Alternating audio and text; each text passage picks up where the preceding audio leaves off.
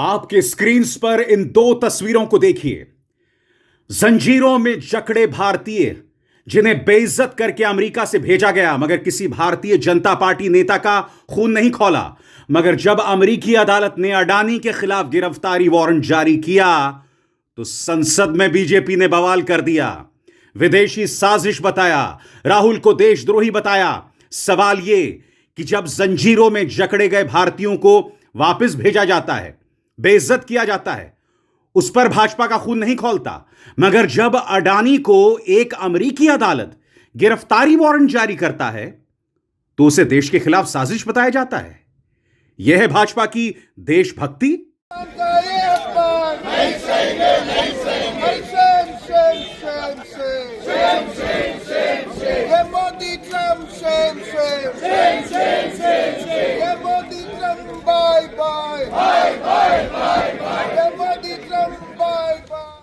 आपको समझना पड़ेगा कि राहुल गांधी, प्रियंका गांधी और अखिलेश यादव आखिर एक मंच पर आकर ये नारे क्यों लगा रहे हैं? आखिर प्रधानमंत्री नरेंद्र मोदी से क्यों कहा जा रहा है कि शर्म करो? आखिर प्रधानमंत्री नरेंद्र मोदी से सवाल क्यों पूछा जा रहा है कि आप तो अमेरिकी राष्ट्रपति डोनाल्ड ट्रंप के मित्र थे, तो फिर भारतीयों को इस तरह से बेड़ियों में जकड़कर अमेरिकी विमान में लादकर भारत क्यों भेजा गया? आज बहुत दुख की बात है दोस्तों, इस पॉलिटिकल पार्टी के प्रचार तंत्र के जो गुर्गे हैं वो ये कह रहे हैं कि इन भारतीयों ने जिन्हें बेड़ियों में जकड़कर वापस भेजा गया है कोई महान काम नहीं किया था। ये लोग अवैध ढंग से अमेरिका घुसे थे। सही कहा आपने। वो इतने बेबस थे, वो जानते थे कि भारत में उनके लिए कोई उम्मीद नहीं है, इसीलिए वो कई लाख रुपए खर्च करके अमेरिका चले गए थे। अब उनके हाथ में कुछ नहीं है, वो पैसे भी चले गए, बेइज्जत हुए और बेड़ियों में जकड़कर उन्हें वापस भेजा गया। आज देश के विदेश मंत्री एस जयशंकर कह रहे हैं कि ये 2009 से होता आया है, इसमें कोई नई बात नहीं है। बेड़ियों में जकड़कर भेजने में कोई नई बात नहीं है, इस तरह की वो बातें कर रहे हैं। मैं विदेश मंत्री से मुलाकात करवाना चाहूंगा इस शख्स की। यह कोलंबिया के राष्ट्रपति गुस्तावो पेट्रो। गुस्तावो पेट्रो का 26 जनवरी का यह बयान देखिए दोस्तों, जो इन्होंने सोशल मीडिया हैंडल एक्स पर दिया है। इसका हिंदी अनुवाद क्या है जानते हैं आप? यहां पर कोलंबिया ने क्या किया मैं आपको बताता हूं। इसी तरह से बेड़ियों में जकड़े कोलंबियाई नागरिकों को जो अवैध ढंग से अमेरिका में रह रहे थे, एक विमान में भेजा जा रहा था। कोलंबिया ने उसे वापस कर दिया। उन्होंने कहा कि जो प्रवासी होते हैं वो अपराधी नहीं होते हैं, वो किसी मजबूरी के चलते किसी दूसरे देश में चले जाते हैं। मगर इसका मतलब यह नहीं कि उन्हें बेड़ियों में जकड़कर उन्हें इस तरह से भेजा जाए। उसके बाद कोलंबिया और मेक्सिको, सिर्फ कोलंबिया ने नहीं, मेक्सिको ने भी इसी तरह से विमान वापस भेजा और अपने विमान भेजे और अपने नागरिकों को वापस लेकर आए। क्या भारत ऐसा नहीं कर सकता था? आप तो दुनिया भर में विश्व गुरु का डंका पीटते हैं, क्या भारत ऐसा नहीं कर सकता था? आज प्रधानमंत्री नरेंद्र मोदी से विपक्ष जो है वो सवाल पूछ रहा है। विपक्ष कह रहा है कि भारत का अपमान नहीं सहेंगे। इंतजार कीजिए दोस्तों, मैं आपको बतलाने वाला हूं कि विदेश मंत्री की तरफ से क्या वाहियात तर्क दिया गया है, और विदेश मंत्री ने उस तर्क में खुद भाजपा सरकार को एक्सपोज कर दिया है। यह भी मैं आपको बतलाऊंगा दोस्तों।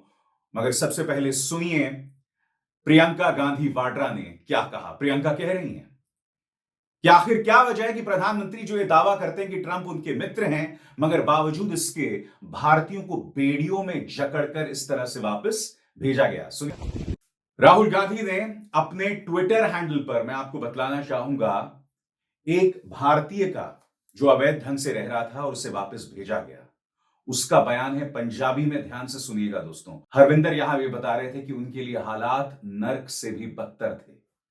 मैं स्पष्ट कर दूं दोस्तों, इनकी मजबूरी थी। लाखों रुपए खर्च करके भारत छोड़ के अमेरिका गए, ये सोच के कि बेहतर कल बना पाएंगे, मगर फिर बेइज्जत होकर वापस आए। इसका मतलब ये नहीं कि उन्हें बेड़ियों में वापस भेजा जाए, और इसका मतलब ये नहीं कि भारत जो है या भाजपा सरकार खामोशी से उस तमाशे को देखते रहे और फिर विदेश मंत्री संसद में आकर उसे जायज ठहराने का काम करे। सबसे पहले सुनिए जिस ट्वीट का, जिस हरविंदर का जिक्र राहुल गांधी कर रहे हैं, वो हरविंदर अपनी दास्तान किस तरह से बतला रहा है। सुनिए। मेरा नाम हरविंदर सिंह है। ਸਾਨੂੰ ਇਹਨਾਂ ਨੇ 2 ਫਰਵਰੀ ਨੂੰ ਸਾਨੂੰ ਇਹਨਾਂ ਨੇ ਕੱਢ ਲਿਆ ਉੱਥੋਂ ਕਮਰੇ 'ਚ ਬਾਹਰ ਕੱਢ ਕੇ ਸਾਡੇ ਹੱਥ ਘੜੀਆਂ ਲਾਈਆਂ ਗਈਆਂ ਨੇ। ਸਾਨੂੰ ਕਹਿੰਦੇ ਕਿ ਅਸੀਂ ਕੈਂਪ ਦੇ ਵਿੱਚ ਲੈ ਕੇ ਚੱਲੇ ਆ ਤੇ ਸਾਨੂੰ ਇਹਨਾਂ ਨੇ ਇਹ ਨਹੀਂ ਦੱਸਿਆ ਸੀ ਕਿ ਅਸੀਂ ਤੁਹਾਨੂੰ ਡਿਪੋਰਟ ਕੀਤਾ ਵਾ। ਸਾਨੂੰ ਸਿਰਫ ਇਹੀ ਦੱਸਿਆ ਗਿਆ ਸੀ ਕਿ ਅਸੀਂ ਤੁਹਾਨੂੰ ਕੈਂਪ ਲੈ ਕੇ ਚੱਲੇ ਆ। ਜਦੋਂ ਇਹਨਾਂ ਨੇ ਸਾਨੂੰ ਬੱਸਾਂ 'ਚ ਬਿਠਾ ਲਿਆ, ਸਾਡੇ ਹੱਥ ਘੜੀਆਂ ਲਾਈਆਂ, ਸਾਡੇ ਪੈਰਾਂ ਨੂੰ ਵੀ ਤੇ ਹੱਥਾਂ ਨੂੰ ਵੀ ਲਾ ਕੇ ਤੇ ਇਹਨਾਂ ਨੇ ਸਾਨੂੰ ਜਹਾਜ਼ 에ਅਰਪੋਰਟ ਤੇ ਲੈ ਗਏ। ਤੇ ਜਦੋਂ ਅਸੀਂ ਜਹਾਜ਼ 'ਚ ਬੈਠੇ ਤੇ ਉਦੋਂ ਇਹਨਾਂ ਨੇ ਦੱਸਿਆ ਕਿ ਤੁਹਾਨੂੰ ਇੰਡੀਆ ਲੈ ਕੇ ਚੱਲੇ। ਇਹਨਾਂ ਨੇ 2 ਥਾਂ ਸਟੇ ਕੀਤੀ ਹੈ ਸਾਡੀ, 2 ਥਾਂ ਸਟੇ ਕਰਕੇ ਤੇ ਫਿਰ ਇਹਨਾਂ ਨੇ 40 ਘੰਟੇ ਸਾਨੂੰ ਲੱਗੇ ਅੰਮ੍ਰਿਤਸਰ ਤੱਕ ਆਉਣ ਤੱਕ। ਤੇ ਉੱਥੇ ਸਾਡੇ ਆਣ ਕੇ ਸਾਨੂੰ ਹੱਥ ਘੜੀਆਂ ਖੋਲੀਆਂ। ਪਰ ਪਹਿਲਾਂ ਜਿਹੜਾ ਜਹਾਜ਼ ਵਿੱਚ ਕੀਤਾ ਇਹਨਾਂ ਨੇ ਟੌਰਚਰ ਆਈ, ਜੋ ਵੀ ਬਾਥਰੂਮ ਜਾਣਾ ਇਹਨਾਂ ਨੇ ਸਾਨੂੰ ਹੱਥ ਘੜੀਆਂ ਵਿੱਚ ਹੀ ਲੈ ਕੇ ਜਾਣਾ ਇੱਕ ਫੜ ਕੇ, ਤੇ ਜੋ ਵੀ ਖਾਣਾ ਤੇ ਇਹਨਾਂ ਨੇ ਹੱਥ ਘੜੀਆਂ ਨਹੀਂ ਖੋਲਣੀਆਂ। ਅਸੀਂ ਮਜਬੂਰੀ ਨਾਲ ਜੋ ਵੀ ਖਾਣਾ ਤੇ ਬੜੀ ਤੰਗ ਹੋ ਕੇ ਖਾਣਾ, ਸਾਨੂੰ ਤੰਗ ਪਰੇਸ਼ਾਨ ਕੀਤਾ ਇਹਨਾਂ ਨੇ ਜ਼ਿਆਦਾ। ਤੇ ਬਾਕੀ ਮੈਂ ਜੋ ਵੀ ਸਰਕਾਰ ਕੋਲੋਂ ਮੰਗ ਕਰਦਾ, मैं कहना कि साड़ी हेल्प ਵੱਧ ਤੋਂ ਵੱਧ ਕੀਤੀ ਜਾਵੇ। मैं आपको बतलाऊंगा कि विदेश मामलों के जानकार ब्रह्मा चेलानी किस तरह से भाजपा सरकार को एक्सपोज कर रहे हैं। वो कह रहे हैं जब मेक्सिको और कोलंबिया कर सकता था तो भारत को किसने रोका था। आज अखिलेश कुछ कठिन सवाल पूछ रहे हैं, उनके एक एक शब्द पर गौर करने की जरूरत है। अखिलेश कहते हैं एक समाचार जिस पर हमारा सवाल बिंदुवार, और वो सवाल क्या क्या है इस पर गौर कीजिए। सवाल सिर्फ ये नहीं कि अमेरिका ने हालात के मारे भारतीयों को दासों की तरह बेड़ियों में जकड़ा और अमानवीय परिस्थितियों में भारत भेजा। सवाल यह भी कि विश्व गुरु होने का दावा करने वाले मौन क्यों हो गए। सवाल यह भी कि हमारा विदेश मंत्रालय क्या कर रहा था। सवाल यह भी कि महिलाओं और बच्चों को इन अपमानजनक परिस्थितियों से बचाने के लिए हमारी सरकार ने क्या किया। सवाल यह भी कि क्या अपनी अमेरिका यात्रा में माननीय प्रधानमंत्री जी ये मुद्दा पुरजोर तरीके से उठाएंगे या नहीं। सवाल यह भी कि देश में ऐसे हालात क्यों पैदा हो रहे हैं कि लोग विदेश जाने को मजबूर हैं। सवाल यह भी कि देश लौटने के बाद ऐसे लोगों के साथ सरकार का क्या रुख होगा। सवाल यह भी कि जिन लाखों भारतीयों पर भारत में आंच आ रही है, सरकार ने उनके लिए क्या किया है। आज मैं आपके सामने एक ऐसी बात रखना चाहता हूं जिसकी तरफ आपका ध्यान नहीं गया होगा। दोस्तों, गौतम अडानी, इनके खिलाफ अमेरिकी अदालत ने गिरफ्तारी वारंट जारी किया है। बहुत जबरदस्त आरोप हैं। अगर यह मामला चल पड़ा तो गौतम अडानी का जेल जाना तय है, एक अमेरिकी जेल में। तो यह सवाल किया जाएगा कि भारत सरकार जो ये नर्म रवैया अपना रहा है अपने ही देशवासियों के प्रति, क्या उसका कारण गौतम अडानी है। क्या गौतम अडानी को बचाने के लिए हम अपमान का ये घूंट पी रहे हैं। भाई ये सवाल है। मैं ये नहीं कह रहा हूं कि मैं सही हूं या गलत हूं, मगर भारत ने अपनी अस्मिता के साथ जो समझौता किया, क्या इसकी वजह एक ये हो सकती है कि भाई गौतम अडानी पर कोई आंच ना आए और अमेरिकी अदालत केस वापस ले ले, मामला रफा दफा हो जाए, इसलिए इस तरह की चीजें होती रहें। अमेरिकी अधिकारी बहुत गर्व के साथ कह रहे हैं कि तुम हमारे देश में आओगे तो हम तुम्हें बेड़ियों में वापस भेजेंगे, मानो भारत को चिढ़ाया जा रहा है। मैं फिर पूछना चाहता हूं, इनकी ऐसी हिम्मत कैसे हो रही है। मैं आपको बतलाना चाहता हूं दोस्तों, एक अमेरिकी अधिकारी ने दरअसल कहा क्या है आपके स्क्रीन पर।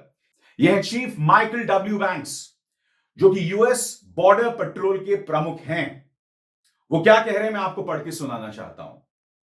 USBP and partners successfully returned illegal aliens to India, marking the farthest deportation flight yet using military transport. This mission underscores our commitment to enforcing immigration laws and ensuring swift removals. If you cross illegally, you will be removed. बाकायदा उन्होंने ये video पेश किया है दोस्तों, और इस video में आप देख सकते हैं भारतीयों को किस तरह से बेड़ियों में जकड़कर विमान के अंदर बिठाया जा रहा है, और इसको लेकर ये गौरवान्वित महसूस कर रहे हैं। मैं फिर पूछना चाहता हूं, विदेश मंत्रालय ने इसके बारे में क्या कहा। विदेश मंत्री ने इसके बारे में क्या कहा, मैं आपको बतलाना चाहूंगा दोस्तों विदेश मंत्री का शर्मनाक बयान। मगर उससे पहले विदेशी मामलों के जानकार ब्रह्मा चेलानी क्या कह रहे हैं इस पर भी गौर कीजिएगा। ब्रह्मा चेलानी कहते हैं मेक्सिको और कोलंबिया ने भारत के उन मिलिट्री फ्लाइट्स को रोक दिया जो हाथों में हथकड़ी पहनाए माइग्रेंट्स को ले आ रही थी। कोलंबिया ने खुद अपने नागरिकों को वापस लाने के लिए अपना एयरक्राफ्ट भेजा ताकि उनके साथ अमानवीय बर्ताव ना हो। लेकिन भारत ने न सिर्फ अमेरिका की मिलिट्री फ्लाइट को स्वीकार किया जिसमें भारतीयों को हथकड़ी लगाया गया था, बल्कि यह भी दिखाया भारत और अमेरिका के बीच अवैध माइग्रेशन पर सहयोग मजबूत और प्रभावी है। अगर भारत अमेरिका के डिपोर्टेशन को स्वीकार कर रहा है तो कम से कम उसे यह शर्त तो रखनी चाहिए थी कि भारत के साथ इंसानों जैसा व्यवहार हो, न कि अपराधियों की तरह उनके हाथ पैर बांधकर भेज दिया जाए। आज विपक्ष ने एक वीडियो के सहारे इस सरकार से सवाल पूछा है। इस सरकार के समर्थक एनआरआई से पूछा है कि तुम तो कहते थे कि भारतीय पासपोर्ट मजबूत हो गया है, कि भारत का रुतबा बढ़ गया है, बावजूद इसके भारतीयों को इस तरह से वापस भेजा जा रहा है। करीब 1 मिनट का क्लिप है दोस्तों, जी हां, जिसमें भारतीय पासपोर्ट की दुहाई दी जा रही है, भारतीय कद किस तरह से बढ़ गया इस बात की दुहाई दी जा रही है। यह 1 मिनट का क्लिप देखिए और फिर इंतजार कीजिए कि विदेश मंत्री ने किस तरह से बयान देकर खुद भाजपा सरकार को। विदेश मंत्री आए, उन्होंने कहा ऐसा पहले भी होता रहा है। उन्होंने कहा कि औरतें बच्चे को बेड़ियां नहीं लगाई गई। उन्होंने कहा इसमें कोई नई बात नहीं है। उन्होंने यह भी कहा कि 2009 से इस तरह से भारतीय भेजे जाते रहे हैं, मगर उन्होंने इस सवाल का जवाब नहीं दिया कि क्या इस तरह से बेइज्जत करके उन्हें भेजा जाता था। बताइए, सबसे बड़ी बात, क्या वो बतलाने का प्रयास करेंगे कि जो आंकड़े उन्होंने पेश किए हैं उसमें भारतीय जनता पार्टी सरकार पूरी तरह से एक्सपोज हो जाती है। क्योंकि बीजेपी क्या कहती है कि भारत में संगोल युग आ गया है, भारत में रामराज्य आ गया है। जो आंकड़ा उन्होंने पेश किया है, उन्होंने कहा है कि जब से प्रधानमंत्री नरेंद्र मोदी प्रधानमंत्री बने हैं या जब से बीजेपी सत्ता में आई है, उसके बाद से भारतीयों का अमेरिका जाना बहुत ज्यादा बढ़ गया है। खासतौर से जो लोग अवैध ढंग से भारत छोड़कर भाग रहे हैं, चाहे डंकी के रास्ते या फिर वीजा नियमों का उल्लंघन करके। यानी कि ये लोग जो कह रहे हैं ना कि भारत में अब माहौल बेहतर हो गया है, वो आंकड़ा पूरी तरह से एक्सपोज हो जाता है। मैं आपको बतलाना चाहता हूं, जो आंकड़ा पेश किया विदेश मंत्री एस जयशंकर ने, उन्होंने कहा कि भाई 2009 से लेकर 2025 तक जो अवैध ढंग से भारतीयों को वापस लाया गया है, वो संख्या लगातार बढ़ रही है। और सबसे बड़ी बात, जब कांग्रेस की सरकार थी तब वो संख्या कम हुई थी। तो गौर कीजिएगा, विदेश मंत्री कहते हैं 2009 में 734 भारतीय जो अवैध ढंग से वहां रह रहे थे उन्हें वापस लाया गया।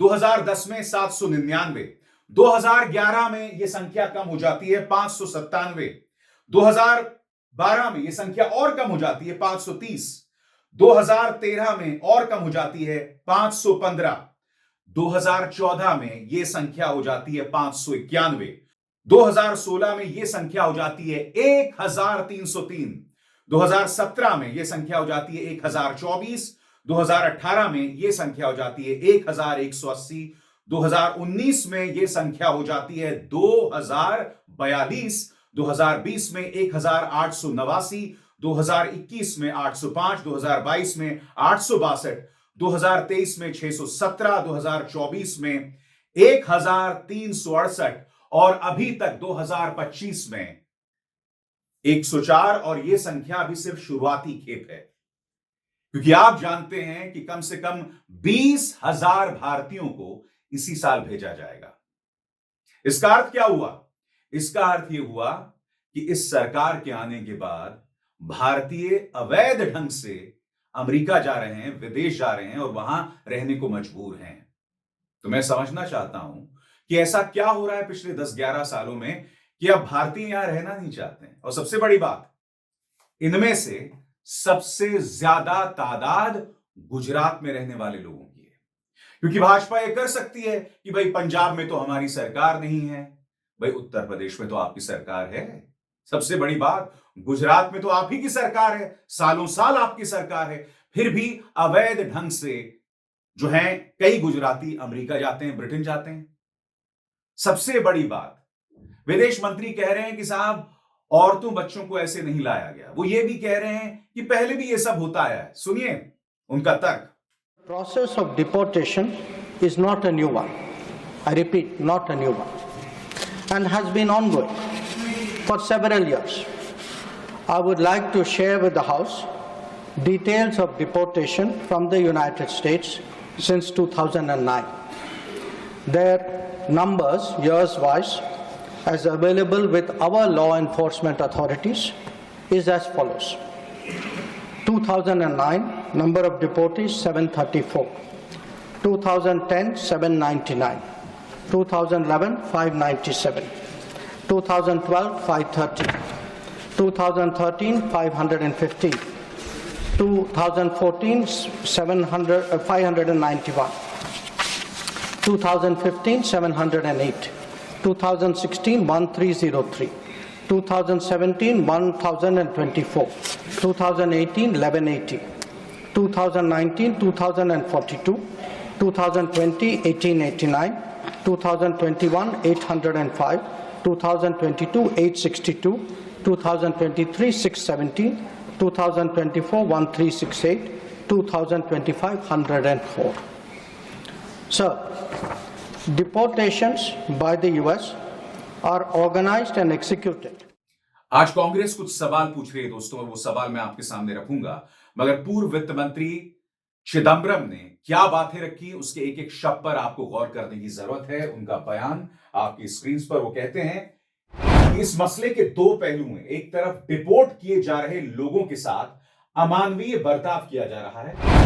हां, हो सकता है कि उन्होंने अमेरिका में गैर कानूनी तरीके से प्रवेश किया हो, लेकिन उन्हें इंसानियत के साथ वापस भेजना चाहिए। उन्हें हथकड़ियों में जकड़कर मिलिट्री एयरक्राफ्ट में ले जाना गलत है।